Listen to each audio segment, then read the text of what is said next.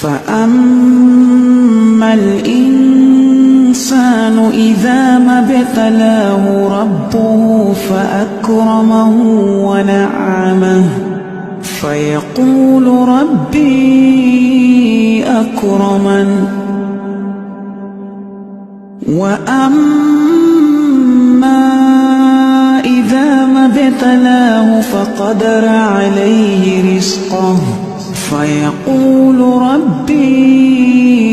أهانن كلا بل لا تكرمون اليتيم ولا تحاضون على طعام المسكين وتأكلون التراث أكلا لما وتحبون المال حبا جما كلا إذا دكت الأرض دكا دكا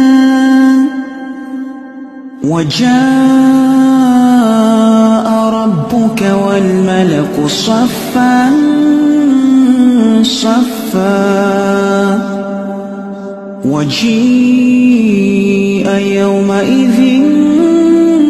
بجهنم يومئذ يتذكر الإنسان وأنى له الذكرى يقول يا ليتني قدمت لحياتي فيومئذ لا يعذب عذابه أحد ولا يوثق وثاقه أحد يا أيتها النفس المطمئنة